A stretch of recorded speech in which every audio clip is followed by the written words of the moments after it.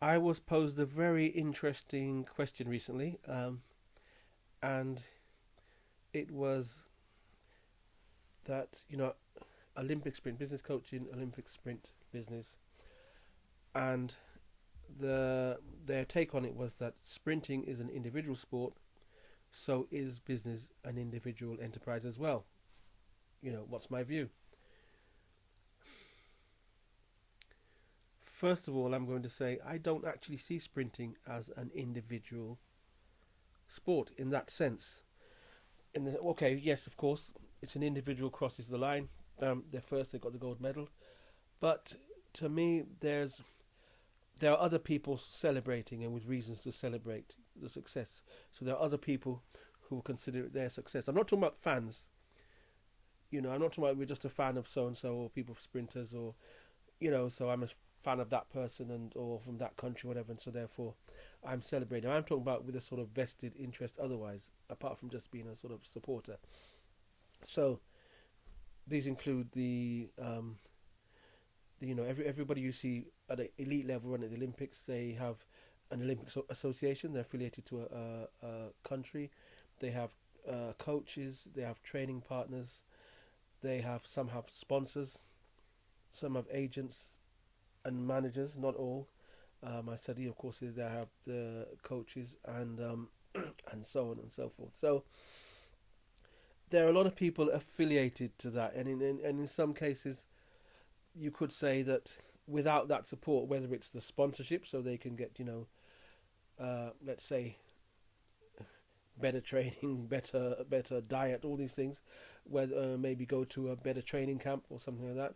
If it's not the coaching, if it's not an Olympic association that backs you and picks you, and enters you for the thing, for the events and so on. So all that is going on. Teammates that spur you on, and so on, and all these things. So the atmosphere that you have, around the training camp, all these things. So all these things, that sort of competitive and nurturing environment. So all these things are the team around you, and people who would absolutely share in your success. And if it's professional, you get prize money. They may actually share in the prize money too. So that's another thing. So they have a vested interest in seeing you successful. So that's your team, right? Richard Branson, with Virgin, he may be the person we see, but obviously he has a team around him. But if he's going to be awarded a medal, it's going to be him, isn't it? So I see that similarity with business. That I always talk about the building a winning team. I talk about it in fundraising. I talk about it in setting up your business. That a team is essential. There's only so far you can go by yourself, and that goes against, if you like, Olympic sprint business coach. It goes against starting properly with what you need to have success. So the question is, I always start with what I call the working styles analysis. We have a program that you can do a self sort of analysis thing, and it shows you your own kind of what I call the working style, which kind of shows you your aptitudes and sort of how you are and people see you, and what your strengths are in that sense, and what you have to watch out for, and it also shows you what the other styles are. It's 4 styles altogether, and you have to know what you have an aptitude for, what you don't have an aptitude for, what you have the skills for, what you don't have the skills for, and you then have to know what skills are necessary to make your business a success. What aptitudes and skills are necessary to make your business a success.